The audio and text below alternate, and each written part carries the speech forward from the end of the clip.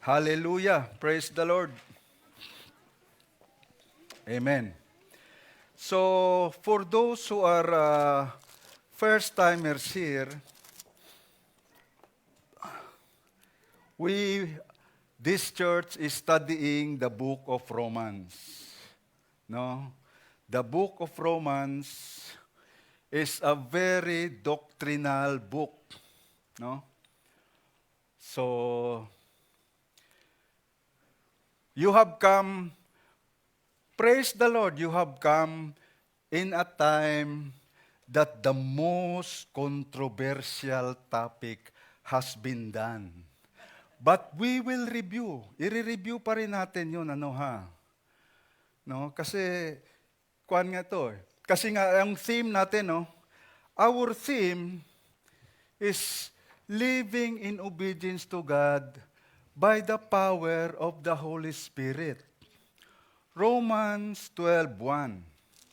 That is the application of the doctrines that Paul is preaching from chapters 1 to 11.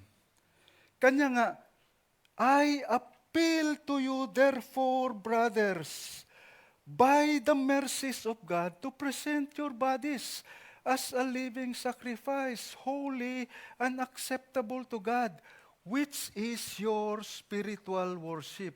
Ang sabi nga ni Sister Hannah kanina sa kanta, no works of the law can save you. Your righteousness cannot exceed the righteousness of God. Yun ang mensahe natin ngayon, mga kapatid. But before we go to that, manalangin tayo. Hallelujah. Father, we thank you for today. We thank you, Lord, for gathering your people to study your words. Lord God, your words, O God, they are truth. Your words, O God, they have no error.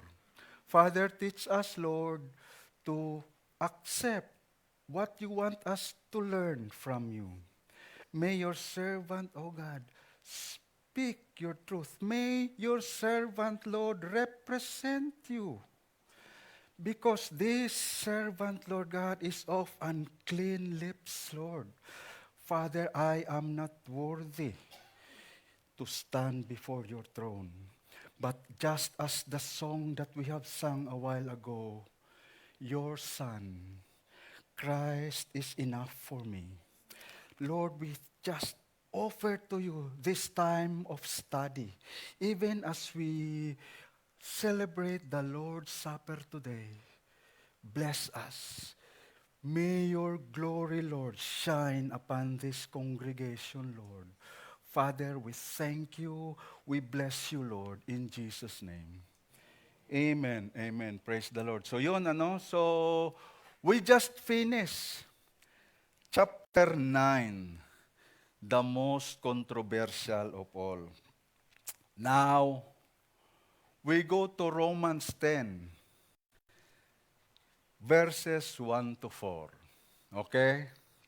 Hallelujah. So, let us all stand, brothers and sisters, as we read the beginning verses of Romans 10, verses 1 to 4. Let us read together.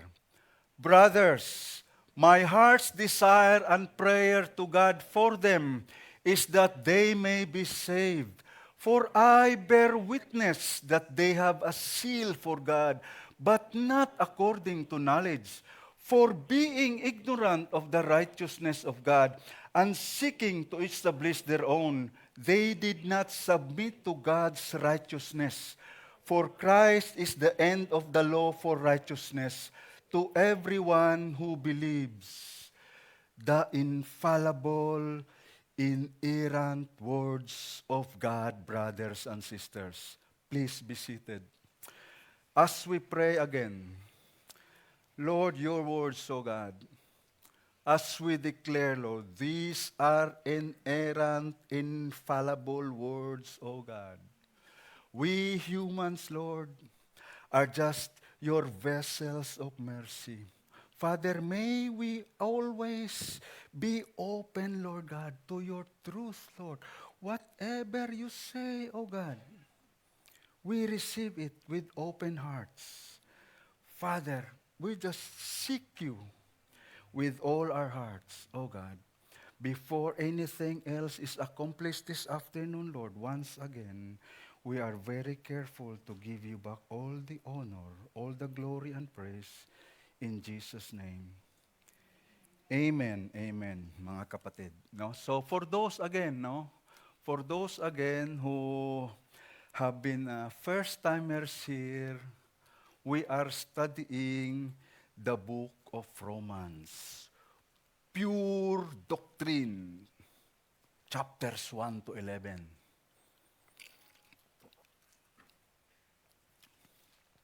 What have we learned from Romans 9? Do you remember? What have we learned? We have answered the question, why were the Jews not believing the gospel that only the Lord Jesus Christ is the way to salvation? That is the question that Paul wants to answer, no?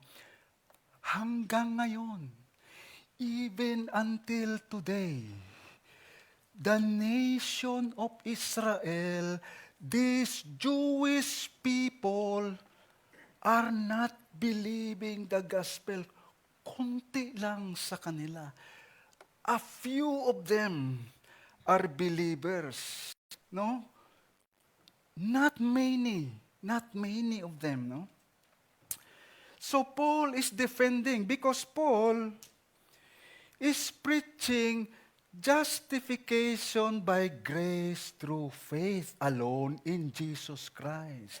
Now the question is, why is this Jewish people not believing in this gospel of Jesus Christ? This Jesus Christ, claiming to be God, is Jewish.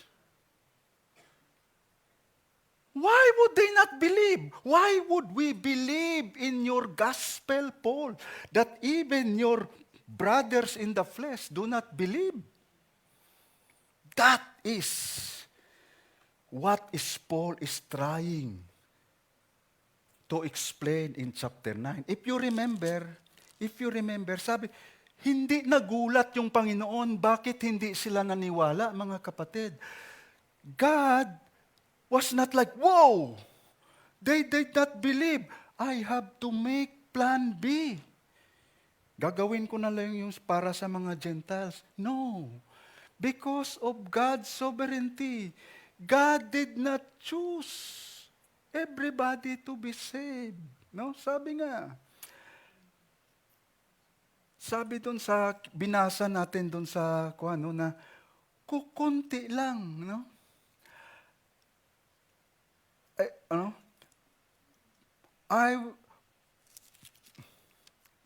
Yung sabi ng kunti lang yung maniwala, di ba? Sabi doon sa pahuli ng chapter 9, no?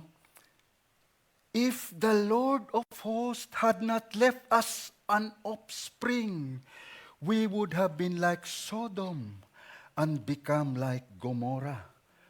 If the Lord had not left us an offspring, buti lang, remnant, kukunti lang kasi yung maligtas eh. Yun ang sabi ng Romans 9, no? So we saw the great doctrine of the sovereignty of God. No? Very controversial doctrine of the sovereignty of God and His electing grace. Inaantok kayo. Huwag matulog, mga kapatid. Please, lagyan nyo ng tungkod yung mga mata nyo. So you will learn. Pinapatulog kayo ng kalaban eh. Pag once na nakatayo na si kuya doon, ganun ka agad eh. parang ibong adar na yung boses ni Kuya eh. Kasi, doctrine of election, it set forth a truth, no? That none of us, wala ni isa sa atin na magiging mananampalataya kung hindi tayo pinili ng Diyos. No one seeks God. No, not one. Sabi ng Romans 3 yun eh. Hindi ko sinasabi yun, mga kapatid. No one seeks God unless God makes you spiritually alive. Yun ang sovereign electing grace of God. No? Yes. Jesus died for the sins of the world. But those only who have been called, those effectual call of the Lord, sila lang yung maniniwala. Yun ang kwan doon eh. Because we are spiritually dead. Ang sabi nga ni Brother Frank, nung nagkasala yung tao sa Garden of Eden, hindi lang siya nasugatan. Patay! You shall surely die. Sabi ng Panginoon, though hindi sila namatay physically straight away, they were spiritually dead. No? Now, these doctrines of Romans 9, sovereignty of God in salvation, is very offensive to the Jews. Offensive to sa mga Hudyo. Paul was accused of preaching against the Jews, preaching against the law. He was arrested. Acts 21, read that. He was arrested, tried. You read that in Acts. I don't have time. No? And like the Jews, even as Christians are offended by this doctrine of election. Is it not? Some Christians are offended. Because, why? It violates human free will. It violates human free will, mga kapatid. Therefore, making God unrighteous. Hindi makaturungan yung Diyos. Kasi, if God violates the free will of man, bakit pa sisihin yung tao na hindi maniwala? Who can resist God? Who can resist God? Kaya kung yun ang mga reklamo ng mga Kristiyanong free will, nasagot ni Pablo. Nasagot ni Pablo yung mga reklamo. Now, that is what we are preaching. It means, siguro tama tayo. Ano? No? There is even some mga paniniwala na the sovereignty of God, nung pinili ka for salvation, cannot really guarantee your eternity in heaven. Because you have to prove your election. Kasi nga, free will, if you believe in your free will to choose God so that you can be elected, that faith is dependent on you. Diba?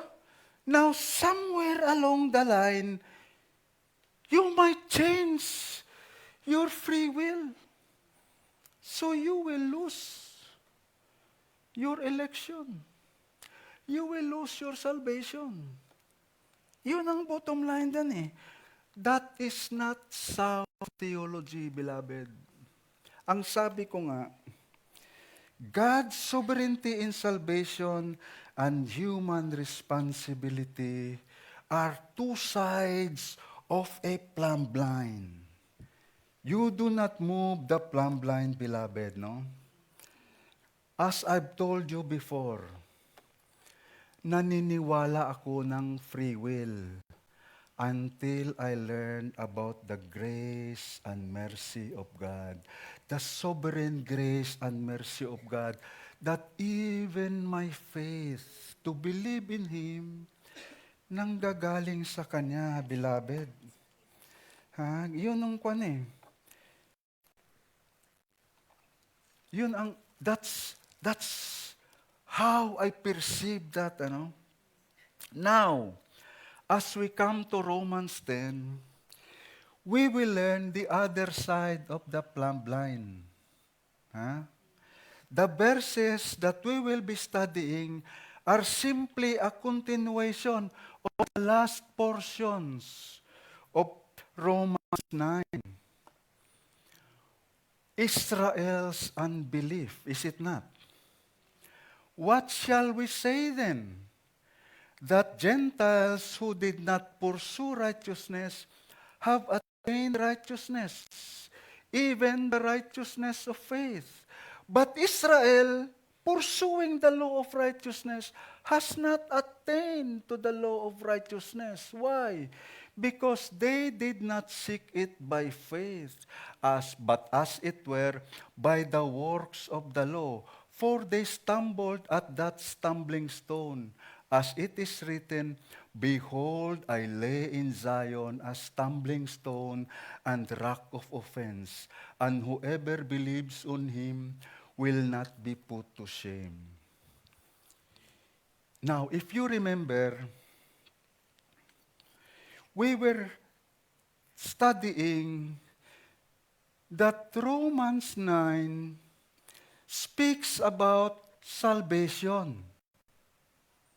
Because Paul is preaching justification by grace through faith. Diba? Now, we are considering other interpretations, mga kapatid. Hindi ko sinasabi na I'm not taking other interpretations. Kasi nung sinabi na namimili yung Diyos, that God chooses, they say that it is a national choosing, not individual. That is for service, not salvation.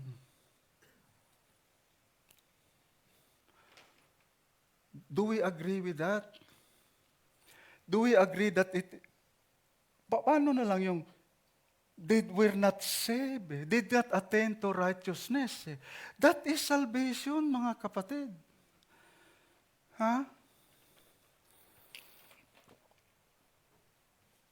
So what is the reason? Why did the Jews did not attain righteousness? What is the reason why did the Jews not attain righteousness? Basa. Brother Ferds, you read verse 32 be. 9 verse 32.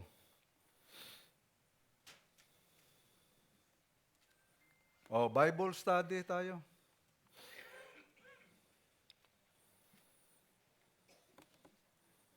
Wala. Hindi mo nahanap yan, no? Why? Magbuklat kasi ng Biblia, mga kapatid. Magugulat kayo, tatawagin ko kayo, ha? Huwag matulog, kasi yung natutulog, tatawagin ng teacher, eh. Why? Why did the Jews not attain righteousness? Because they did not seek it by faith, but as it were, by the works of the law. Wow. Now, we continue with Romans 10. Ito na, Israel's unbelief, hindi sila na-attain yung righteousness nila because they were pursuing it by the works of the law. They did not do it by faith. Their offering is just works of the law. Nagsalig na lang kasi may pera sila, mayroon silang pang-offering. Hala, sige, offer na lang tayo dyan. Yung mga mayayaman, mag-o-offer ng bulls. Yung mga yayaman, mag-o-offer ng kawawa yung mga pulubi. Di ba? Brothers, my heart's desire and prayer to God for them is that they may be saved. Kapatid, ang desire ng aking puso at aking pananalangin sa Diyos na sila ay maligtas. Who is them? Di ba mga Hudyo to? For them, that they might be saved. So hindi service, kaligtasan ang pinag-usapan mga kapatid.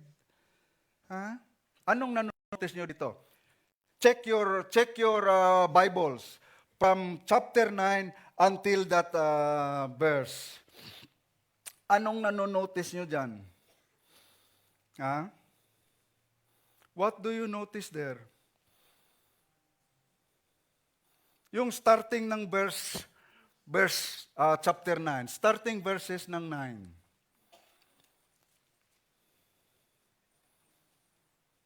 Pare-pareho ng tema dito sa 10 verse 1 eh. Pakita ko sa inyo ha. Yun ba din sa Biblia nyo? Is that what is written in your Bible? Or maybe my Bible is different? I am speaking the truth in Christ. I am not lying. My conscience bears me witness in the Holy Spirit that I have great sorrow and unceasing anguish in my heart. For I could wish that I myself were accursed and cut off from Christ for the sake of my brothers, my kinsmen, according to the flesh. Sana ako na lang ang mahiwalay kay Kristo. Maligtas lang sana tong mga kapatid kong Hudyo. I have great sorrow, sabi ng Pablo eh. Why would Paul repeat this theme between chapter 9 and chapter 10? Bakit importante to? What is the importance of this?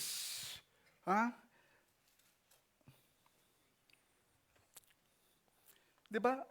Nakuha nyo to? Have you ever asked this question, beloved? Bakit binalik ng Pablo to? This is important. Importante to mga kapatid, makinig kayo. Because Paul was just teaching the sovereignty of God. Tinuro niya, bago siya nagsimula ng turo ng sovereignty of God, nagdadalangin eh. Pagkatapos magturo ng sovereignty of God, nanalangin na yung mga kapatiran ng Hudyo maniniwala sana eh. Kasi this doctrine of election is a very hard teaching. Tigas, hindi manguya eh. Hindi manguya eh. Kasi ang sabi nga, God has mercy on whom He will have mercy. He hardens whom He will harden. Ang sabi nga kay Pharaoh, I have raised you up for this very purpose. Paita. Di ba? Ginawa lang ba si Pharaoh para ma-impyerno? Paita, oy. Di ba? Unfair. Paita kaayo ba? Luoy kaayo ba? Murag dili na mao ang Diyos ana. God cannot be that way. Binasa lang natin sa Biblia yan, mga kapatid, no? Now, Paul absolutely believes the doctrine of election 100%. No? No? Wala sa kanyang ideya na because God is sovereign in salvation, that God elects people for salvation, magre-relax na lang siya, mga kapatid. That he just can relax because God elects people for salvation. Bahala ka na, O Diyos. Wala na tayong magagawa dyan eh. Ha? Nakasulat na sa tadhana yan. Kapalaran mong maimpyerno ka. Di ba? Bahala na. Ha? Kung sinong maligtas, pabayaan na natin yung Diyos yan. Bahala na si Lord yan. Ha? If God is elective, then He can elect people to be saved. If God does not elect others to be saved, so be it. We cannot do anything about it. Yun ba ang turo ng Pablo? Is that Paul's teaching? Ano ang response ng Pablo sa sovereignty in election? Paul responds in prayer, mga kapatid. Brothers, my heart's desire and prayer to God for them is that they may be saved. Paul is not fatalistic. Bahala na. Let God be God. Bahala na dyan. He responds in prayer, mga kapatid. Anong leksyon natin makukuha niyan?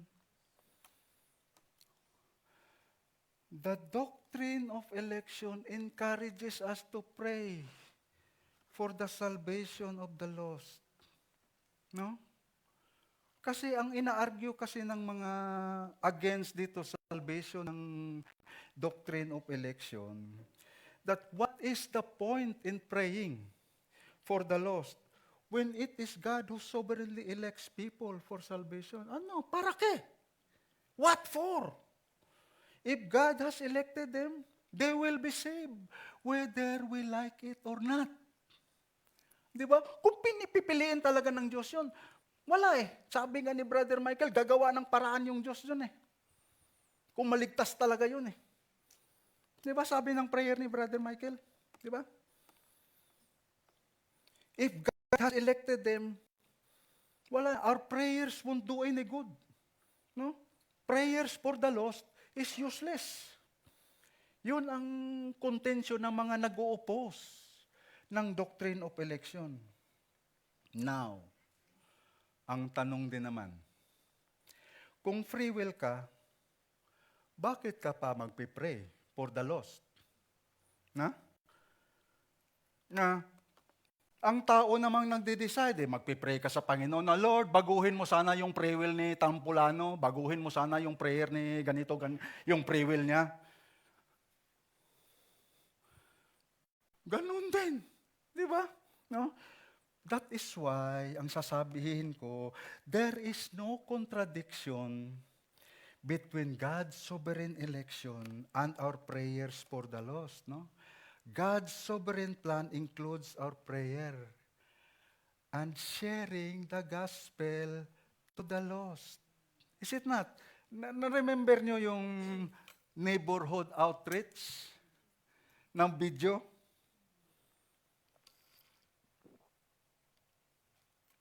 How then will they call on Him in whom they have not believed? And how are they to believe in Him of whom they have not heard? And how are they to hear without someone preaching? Huh? Di ba? Now, yun ang ini-emphasize ko sa inyo nung simula pa tayo dito sa chapter 9 eh. You must not take Romans 9 in isolation. Because, noon nga, wala nga tong chapters division ng original text nito eh. Romans 9 to 11 is one section of his letter to the Romans to explain why the Jews are not believing on the ultimate plan of God for His people Israel. Yun ang plano ng Diyos. Yun ang ini-explain ng Pablo, no? We have natutunan natin sa Romans 9 that God is absolutely sovereign in salvation. He is sovereign in all His choices. Nothing can stop God. Sino makakapigil sa Diyos? Tell me. Nothing can stop God. That is, totoo yan, di ba? God chose Isaac over Esau. God chose Isaac over the other sons of Abraham. God chose Jacob over Esau. Before they were born, from the womb, before they can do anything good or bad. Salvation ba yun? Or service? Nation ba yun? Or individual? Was Esau saved? That is my question to you. No? I will have mercy on whom I will have mercy, and harden on whom I will harden. Man's salvation, sabi nga, does not depend on the one who runs or on the one who wills, but on God who has mercy. Nandun, basahin niyo ulit mga kapatid. Salvation, yan pinag-usapan. Salvation ng Romans 10 din eh. But we say that that is not fair, right? Hindi magkatarungan yan eh. Kasi parang robot nga tayo, sinasabi, we are just robots, brother. How can God find fault? Do you remember what's the answer? Kinsa man kabay nga mo reklamo sa Ginoo? Who are you, O man, to reply against God? No? Now, dito sa Romans 10, matutunan natin, man is not saved because of unbelief. Because they are not seeking the righteousness of God, which is by faith in the Lord Jesus Christ. Hindi natin sisisihin yung Diyos kung bakit na-impyerno yung isang tao, kasi hindi siya pinili ng Diyos. You are moving the plumb line. You are not saved. Hindi ka ligtas because you did not believe, as the song just we have sung, the finished work of Christ on the cross. Hindi ka naniniwala. That's why, maimpyerno ka. Hindi, wag mong sisihin yung Diyos na, hindi mo ako pinili. No. Don't move the plumb line, beloved. Salvation is attained only by justification by grace through faith. Yun ang turo ng Pablo. That is what Paul is teaching. How can I, a sinful man, become right before a holy God? It is only by grace through faith in the finished work of the Lord Jesus Christ. What Paul is teaching here is, Scripture is saying that God's sovereignty in salvation through His sovereign choice is 100% true. I repeat that. Paul is teaching in Scripture that God's sovereignty in salvation is true, 100%. Huwag mong palabnawin, beloved. Do not dilute it. Do not dilute it. At the same time, human responsibility to be saved is 100%. Do not dilute it. Huwag mong palabnawin. Now, in my mind, 100% plus 100%, kahit na grade 1, magsasabi na 200% yan. Hindi ko ma-reconcile yung 100% plus 100% equals 100%. I cannot reconcile that in my puny little mind.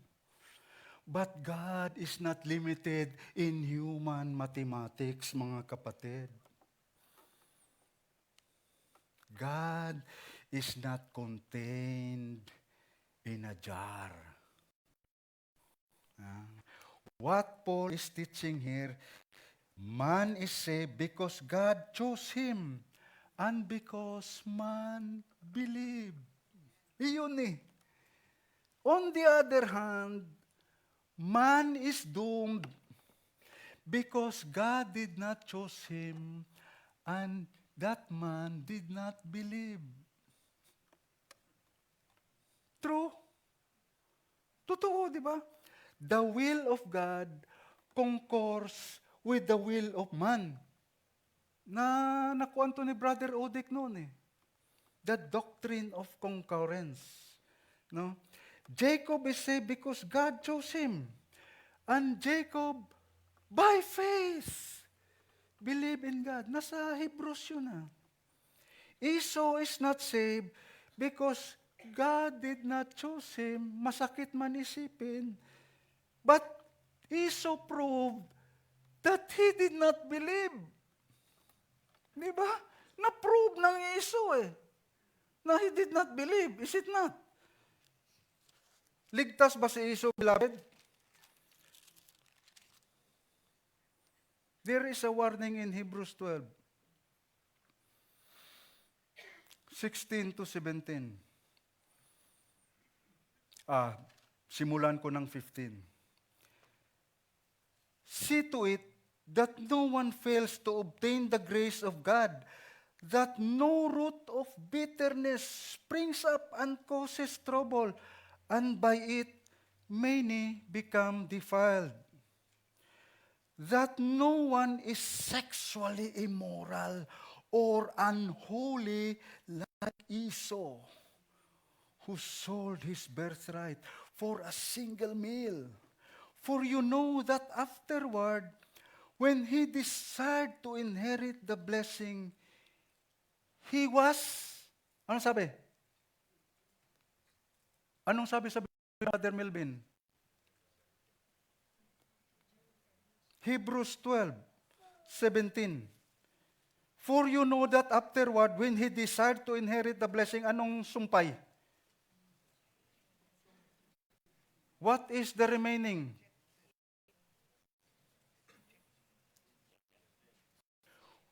He was rejected.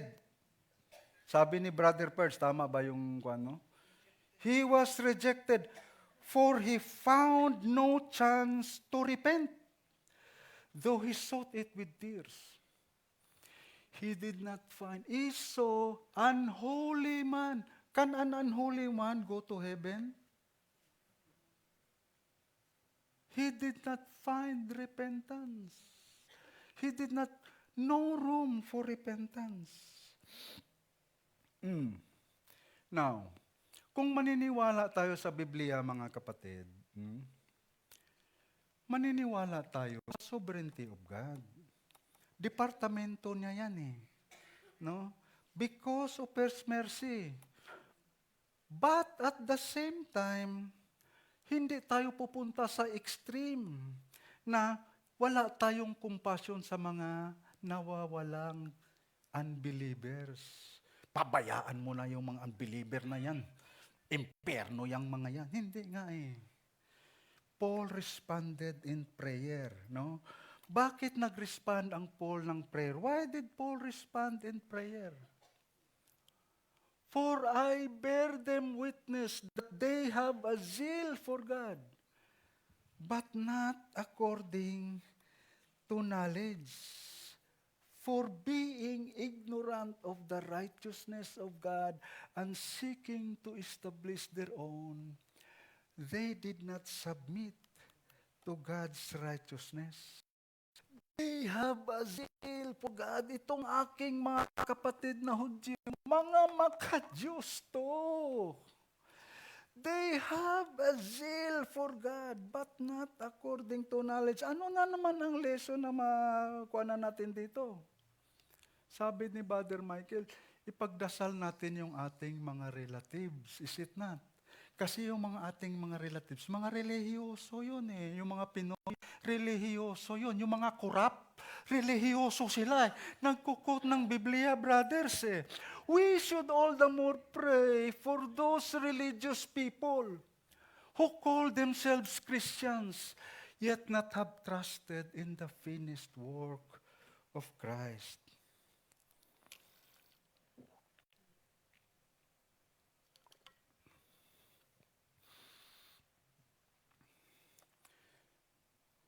Pinagdadasal ni Pablo yung nag-persecute sa kanya eh. He was praying for those people who are persecuting him. Sinulat niya to sa Athens, Corinth, Romans. Tumatakbo siya sa mga nagpe-persecute sa kanya.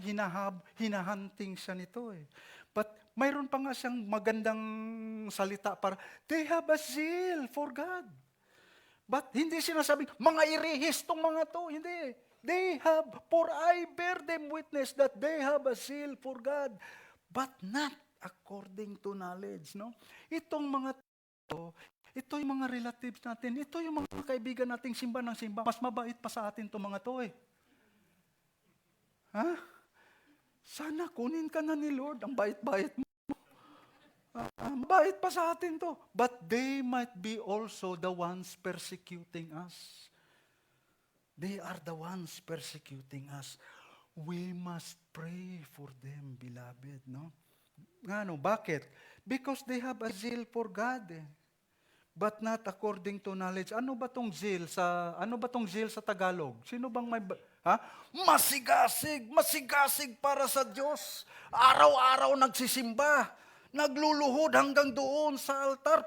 Kuha na eh. Tak. Talaga namang nangangalyo ng tuhod nito eh. Ha? Great energy, energetic, masigasig, di ba? Energetic ba yon, brother? Oh? Tagalog na Tagalog yung si Kuan eh. No? Passionate dedication for a cause. Ito yung mga Hudyo.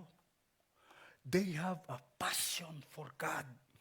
Hanggang ngayon, mga kapatid, hanggang ngayon, just 2 weeks ago, yung mga Levites, doon, nagkukuan doon sa Temple Mount. They are having a service doon. No, doon sa Temple Mount na sila.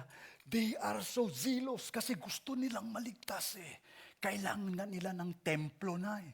They want to build the third temple. Kung hindi man lang templo, kahit synagogue man lang. Sabi nila. Read the news, mga kapatid, no? Ganon. Even Pablo, no? Even Paul. Di ba sabi niya doon sa Philippians, for zeal, persecuting the Christians. I have a zeal for God. Pinagkukulong ko tong mga Kristiyanong to eh. No? But that zeal is not according to knowledge. Anong klaseng knowledge to? What knowledge is this? No? They have all the knowledge of scriptures, 'di ba? Sabi nga ng Romans 9, no? Ng 5, to them, no? They are Israelites, and to them belong the adoption, the glory, the covenants, the giving of the law, the worship, and the promises. To them belong the patriarchs, and from their race, according to the flesh, Christ, who is God over all, blessed forever. Amen. They have the adoption, they have the glory, they have seen the Shekinah glory of God in the wilderness. They have all the knowledge. This knowledge here, ang knowledge na sinasabi nito, hindi yung common knowledge on the Greek, gnosis. It is not gnosis. Intellectual knowledge. Intellectual knowledge. Kasi, knowledge of God, ang dyablo, mayroon ding knowledge of God, is it not? Ang dyablo also have intellectual knowledge of God. Ang ginagamit nito na knowledge is epignosis, full knowledge. Parang sinasabi nyo kay Sister Babes, kilala nyo yan si Sister Babes. Eh. Kilala nyo siya, nurse yan siya eh. Kuwan yan siya, asawa yan siya ni Kuya Joe eh. But do you have full knowledge of her? Pag titingnan ko lang yan, sasabihin, mukhang galit Mukhang nagtampo na. Pag Beb, gusto mo to, Beb? Ninisip ko yan, Beb. I have full knowledge of her because I'm one with her. That is, no? They have intellectual knowledge about God. They have gnosis about God, but not the epignosis of God. Knowing about God is so different from knowing God. Knowing about God is so different from knowing God, no? That is why they stumbled on the cornerstone. Ganon din ngayon. Maraming mga relihiyoso, mas relihiyoso pa sa atin. They have the religious seal. Pumapatay pa nga eh. Boom! 70-year-old virgins for their religion. They want to die. They want to kill people just for their religion, mga kapatid. Yung sabi nga ni Brother Pang, they go from house to house, sharing the knowledge about God. But they do not have the full understanding of God. Kani yung sinishare? Mother. God the Mother. You want to have Bible study? Yes. God the Mother. Do you know about God the Mother? Baligtad yung Brother Frank eh. Nasira yung pag-aaral eh. So, ibig sabihin, you can have religious zeal, but you are not saved. Parehong-pareho sa mga Hudyo. They have great knowledge of scriptures. They have great knowledge of the sacrificial systems. And that knowledge made them arrogant. When Christ came, who is this son of a carpenter? We do not need a savior. We are the sons of Abraham. And who are you? Who is your father? Baka anak ka sa liking kawayan eh. Wala kang kuan ka lang eh. Napaangkan lang si Mary sa'yo eh. Sino kayang tatay mo eh? You are illegitimate child. We want a king who will save us from these Romans. They missed it, brother. They pride themselves of being obedient to the law. Kasi sunod sila na sunod. So many mga doon sa templo nila, ang daming benta doon na mga, so offer ka lang sacrifice. So, every day, every year, offer, sacrifice. Every year. Every day offering. Kung nakasala ka, sige, offering lang yan. Very loyal to their sacrificial law. No? Paul explains,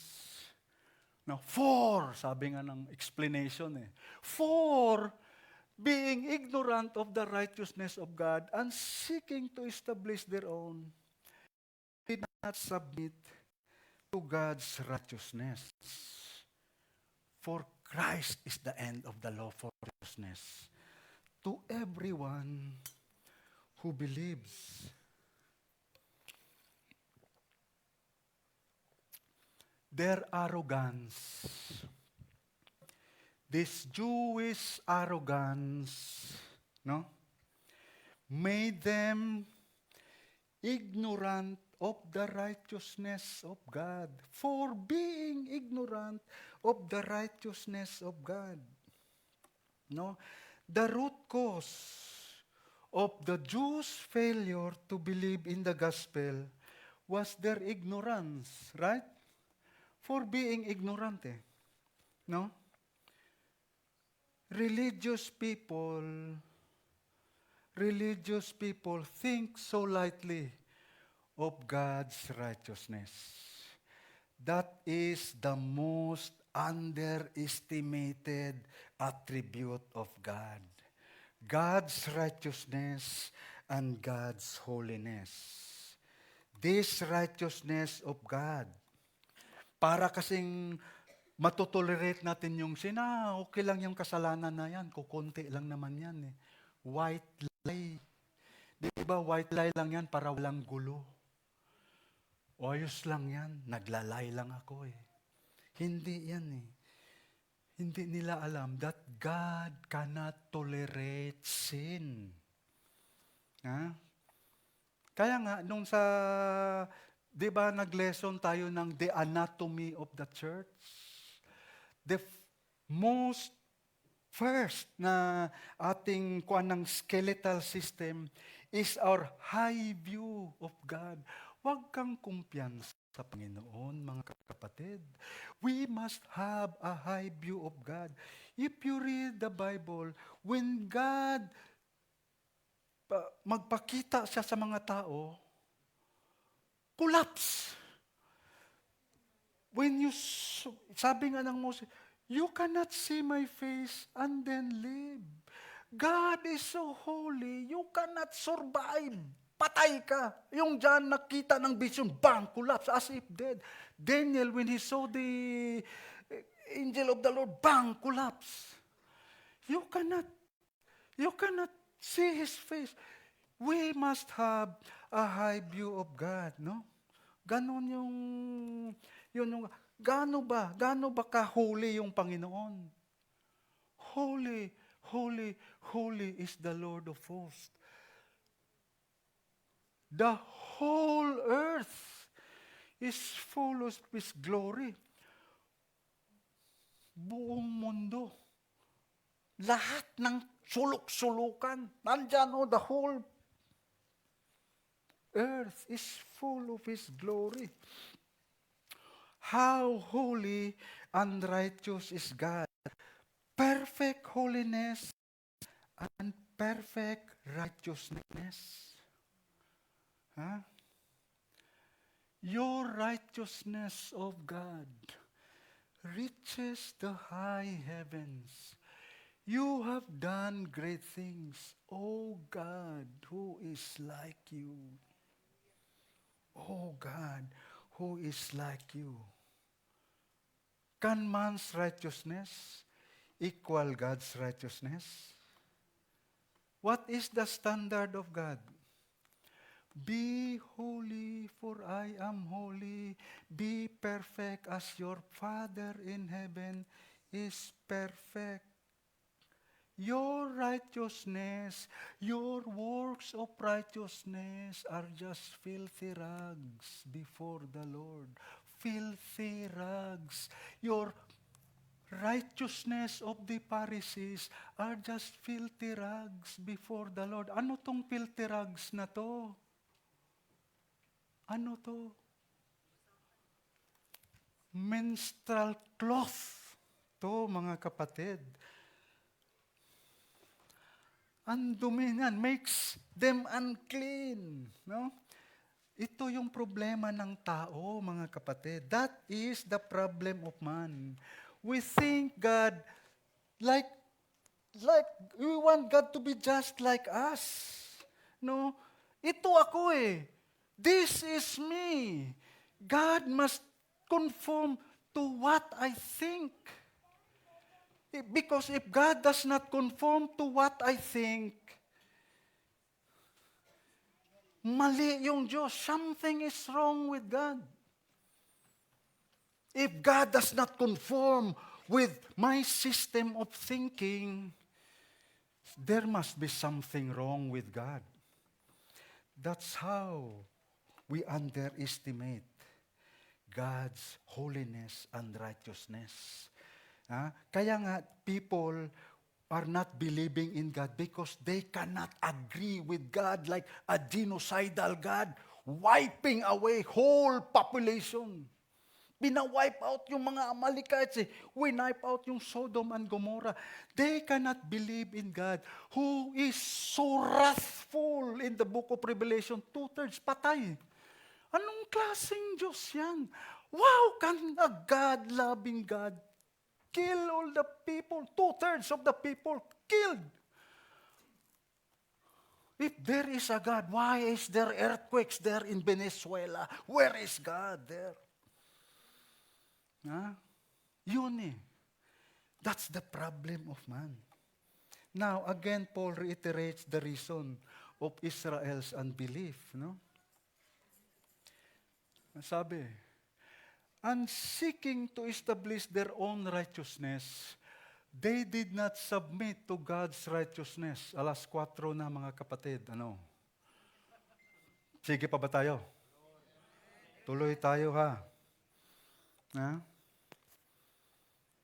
Seeking to establish their own, they did not submit to God's righteousness. Very similar doon sa 9:32, ano? Why? Because they did not seek it by faith, but as it were, by the works of the law. Aside from being ignorant of the righteousness of God, these Jews established their righteousness by the works of the law. They relied on their pathetic righteousness. Ano ba yung Bisaya ng pathetic? Ano yung Tagalog ng pathetic? Lame ya. Yung lame ba? So lame, bro. Ano yung lame sa Tagalog? Pathetic. Pathetic righteousness. No? I can do it on my own. I can reach the heavens. That is Babylonian theology, brother. I can reach the heavens. Come, let us build. Come, let us go to the heavens.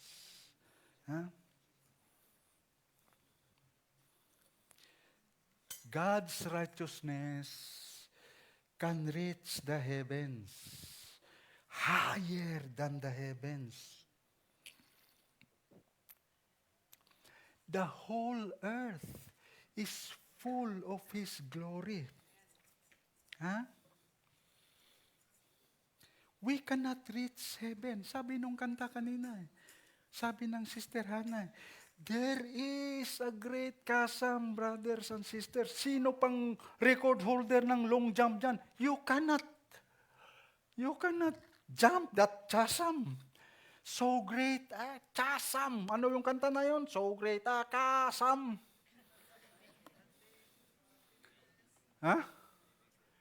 Di ba? Living hope. So great a chasm. Sinong Olympian dyan, nang tatalon dyan, hulog yan. So wide and so deep. Wala na, patay ka. Try it yourself. No? God's standard is perfect righteousness. So high, we cannot attain it. Anong solusyon?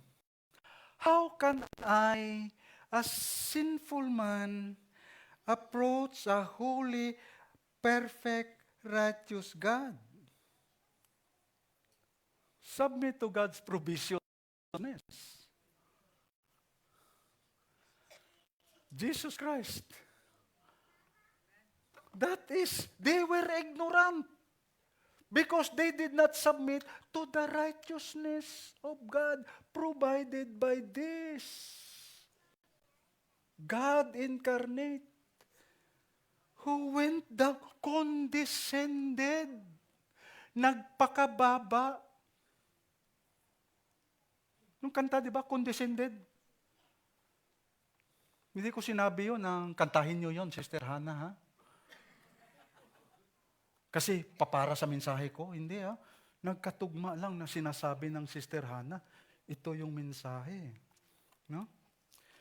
Sabi ng verse 4, Christ is the end of the law for righteousness to everyone who believes. Yan ang ebanghelyo, beloved. That is the gospel. For Christ is the end of the law for righteousness to everyone who believes. Anong ibig sabihin yan? For Christ is the end of the law for righteousness to everyone who believes. Ah? Si Christ lang nagiging perfect ba? He is the only person who has perfect life. He fulfilled all the requirements of the law. Sabi nga na, I did not come to abolish the law.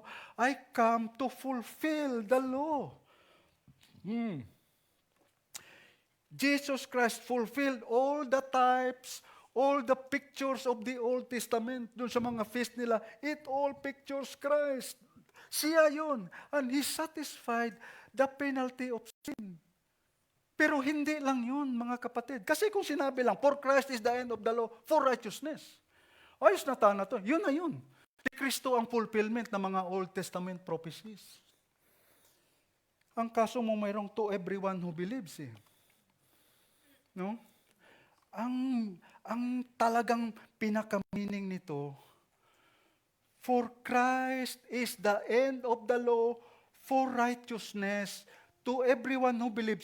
Pag nag-believe ka na kay Jesus Christ, your pursuit for righteousness by the works of the law, tapos.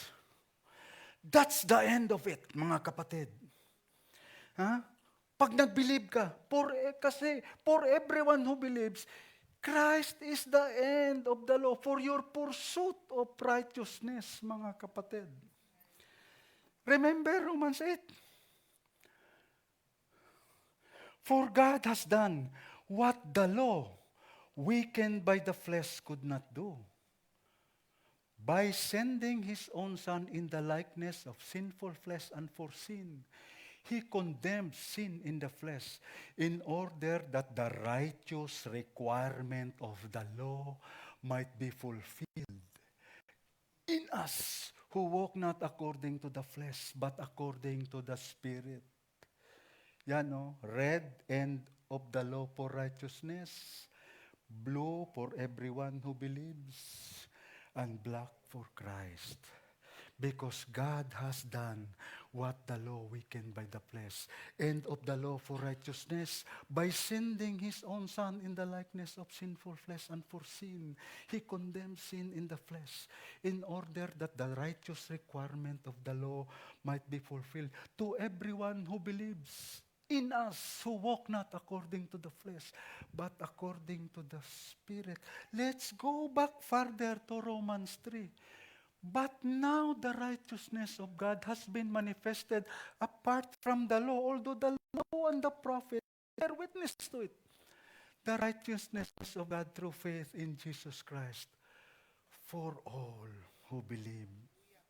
Your pursuit, because nobody is justified by the works of the law. Ni wala eh. Kaya yan, no? That is the gospel, beloved. That is what the Israelites missed. They missed it big time. Akala nila, yung offering nila, they can be saved with that. They were doing it like works. They were not doing it by faith. Karamihan sa kanila. Nung namatay yung Panginoon, ilan lang natira? 120 lang. Ilang population nung time na yon? They were just the remnants. 120 remnants. Sa kadami-daming, He was feeding 5,000. He was feeding 3,000. Only 120 gathered in the upper room. So small a remnant.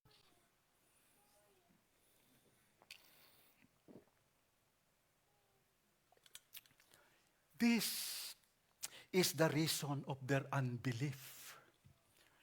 Ignorant of the law of the righteousness of God. They rejected the cornerstone. Let's go back. Brothers, my heart's desire and prayer for God for them is that they may be saved. For I bear witness that they have a zeal for God, but not according to knowledge. For being ignorant of the righteousness of God and seeking to establish their own, they did not submit to God's righteousness. For Christ is the end of the law for righteousness to everyone who believes. Ilang beses yung righteousness na banggit dyan? 3. If you go back to Romans 9:30, 8 yung righteousness dyan eh.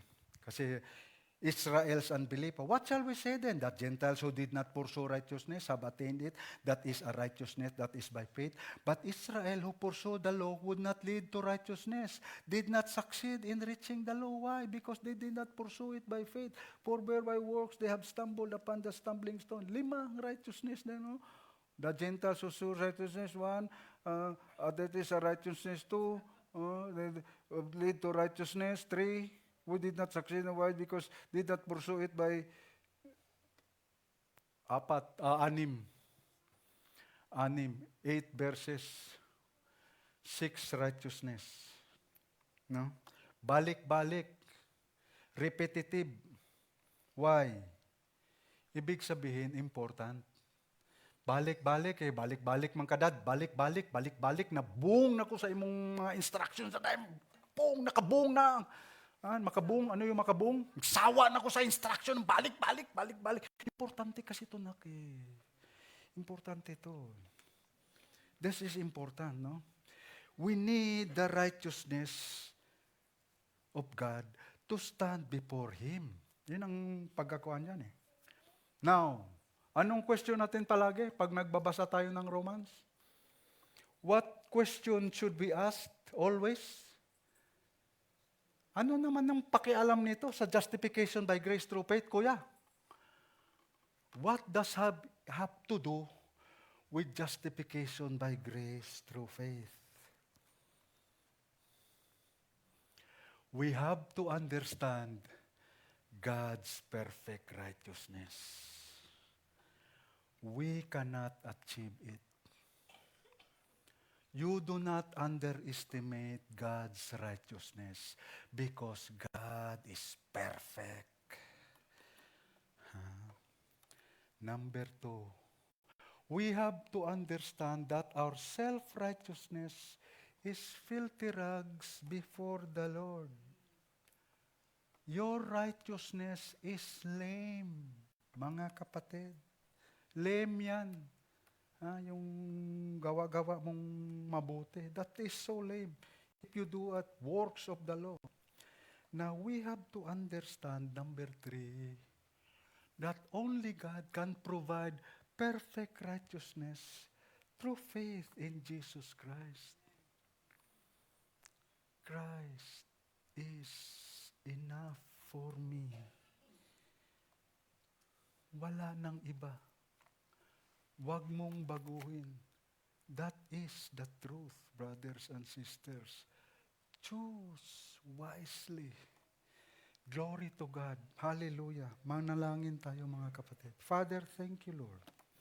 We give you thanks and praise for your words. Father, may your words sink in to us, Lord, that only the provision of your righteousness, O God, through the Lord Jesus Christ, will bring us to your presence, Lord. Father, we thank you, O God, for your truth.